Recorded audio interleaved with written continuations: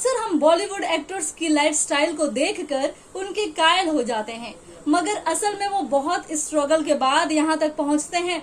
अगर हम छोटे मोटे रोल करने वाले एक्टर्स की भी बात करें तो उनका संघर्ष भी कम नहीं होता है। उनमें से एक नाम फिल्म पीपली लाइव के नत्था यानी ओमकार दास मानिकपुर का नाम भी शामिल है। उनकी जिंदगी काफी मुफलिसी में गुजरी है, जहां उन्होंने 50 रुपए में भी काम किया है, मगर पीपली लाइव के बाद उनकी किस्मत बदली और लोग उनके फैन हो गए। आज हम आपको फिल्म पीपली लाइव के नत्था के बारे में बताएंगे कि वो कहां से हैं और क्या कर रहे हैं। ओमकार दास मानिकपुरी का जन्म 1971 में छत्तीसगढ़ के भिलाई दुर्ग में हुआ था। उन्होंने कक्षा 5वीं तक पढ़ाई की थी। वो 6ठी कक्षा में पहुंचे ही थे कि उनके पिता कंपनी से रिटायर हो गए थे, जिसके बाद सर पर घर संभालने की सारी जिम्मेदारी आ गई थी। ओमकार ने करियर बनाने में बहुत मेहनत की है। ओमकार एक बहुत अच्छे स्टेज एक्टर हैं। उन्होंने बॉलीवुड में डेब्यू आमिर खान के प्रोडक्शन फिल्म पीपली लाइव से की थी। दरअसल इस फिल्म ने ओमकार को नई पहचान दी थी। इस फिल्म में नत्था के किरदार के लिए मेकर्स पहले राजपाल यादव को कास्ट करने की सोच रहे थे, फिर विजय राज के बारे में भी सोचा गया, लेकिन उनका कद काफी लंबा था। इसके बाद आमिर खान खुद इस किरदार को करना चाहते थे, लेकिन उसी दौरान उनकी फिल्म 3 इडियट्स की शूटिंग शुरू हो रही थी।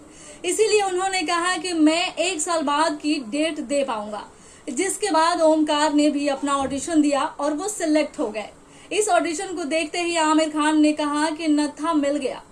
उनके पिता के रिटायर होने के बाद घर की हालत और भी बुरी हो गई थी। उनका परिवार रोटी के लिए तरस गया था। उन्होंने एक इंटरव्यू में बताया था कि उन्होंने चाय कब पी थी ये भी याद नहीं था उन्हें। इन सब के बीच में महज 17 वर्ष की आयु में उनकी शादी हो गई और उनके ऊपर पत्नी की जिम्मेदारी भी आ गई, क्योंकि उनके परिवार में आज तो किसी ने एक्टिंग नहीं की थी।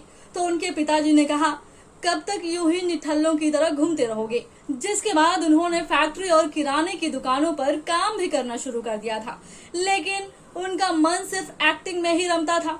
ओमकार के ऊपर एक्टिंग का जुनून चढ़ गया था, जिसके बाद वो सोते जागते सिर्फ एक्टिंग के बारे में सोचते थे। उन्हें परिवार की ओर से बहुत ताने भी मिला करते थे। आपको बता दें कि ओमकार छत्तीसगढ़ के रहने वाले थे और वहाँ लोकगीत का एक बड़ा ग्रुप था जिसका नाम छत्तीसगढ़ महतारी था। वो उस ग्रुप से जुड़ उन्होंने बताया था कि उन्हें एक शो के 50 रुपए मिला करते थे। जिसके बाद उन्होंने हबीब तनवीर के ग्रुप से जुड़ गए। वहाँ उन्होंने जमकर काम किया। अपनी डेब्यू फिल्म के बाद उनकी आर्थिक स्थिति काफी हद तक ठीक हो गई। इस फिल्म के बदौलत आज वो अपने बच्चों को अच्छे स्कूल में पढ़ा पा रहे हैं।